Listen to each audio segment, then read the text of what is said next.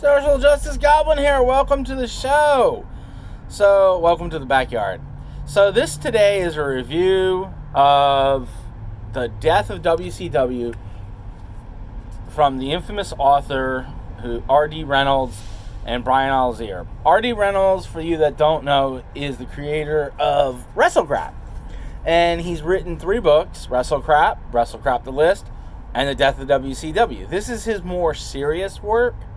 Because WrestleCrap, if you read it, it's pretty. It has a lot of jokes in it about the crap that made up wrestling, that makes wrestling great. I am a huge fan of crappy wrestling gimmicks. We have a couple at the Wrestling Federation that I'm doing my training at, and you know what? They're amazing. This one guy, he's called Matt. He's called Party, and he comes out and he's a party animal. And you know what? He does it so well that it's amazing.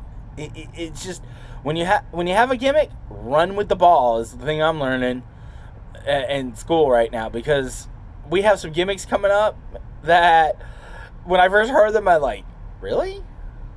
And then I heard our head trainer, the owner of my school, describing how he wanted them to do the gimmicks, and it was just pure genius. Pure genius.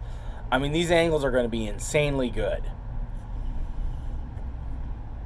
These gimmicks are going to be insanely good. He just creates amazing gimmicks. He really knows what he's doing when it comes to the gimmicks. But anyways, this is a more serious look at what killed WCW. For those that don't know what WCW is, it was NWA in the 80s. It was JCP, which was Jim Crockett Promotions, and NWA. I'm not going to get into history. That's a different video. The Death of the Territories, which is another one I read. Another great book. Anyways, so in Death of the WCW, I'm putting the book out again. It starts off explaining. It starts off from when basically the early period of WCW, where Legion of Doom,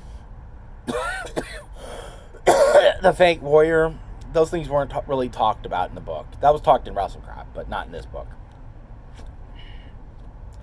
But it's an interesting history, almost a week-to-week discussion of how WCW managed to really succeed. And for those that don't know, WCW was the second promotion in the 90s to WWF. It was at one point, WCW was doing better than WWF with the invasion angle and NWO, which he discusses in the book. And then he goes into why WCW fell.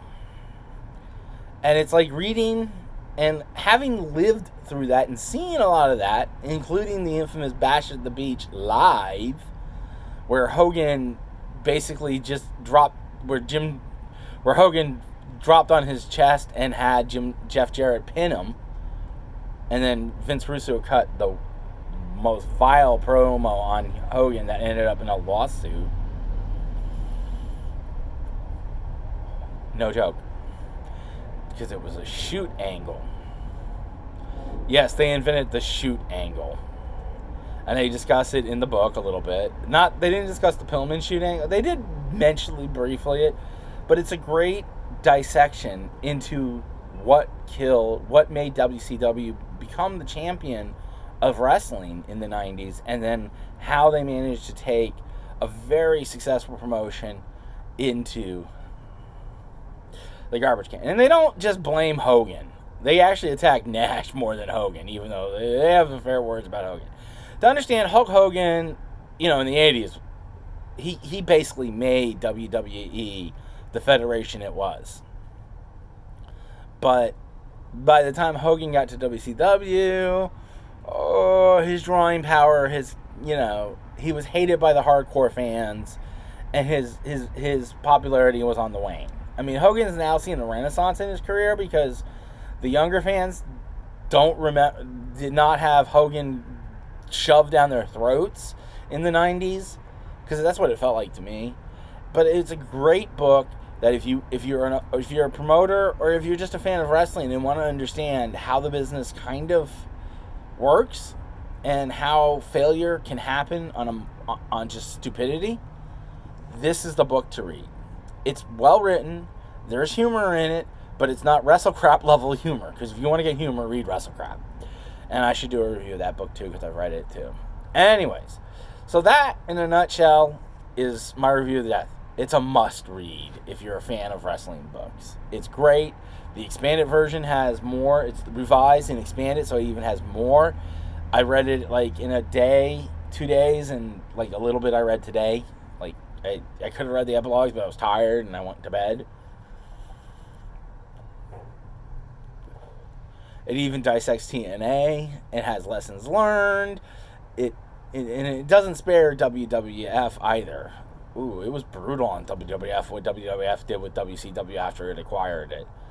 So, a must read, well written, not a Tim Hornback level of book. Because Tim Hornback, he is a professor of wrestling history.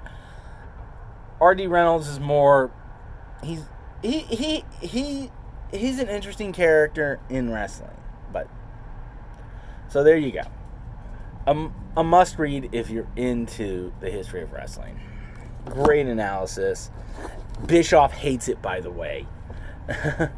And as R.D. Reynolds likes to say, it's Bischoff's kryptonite.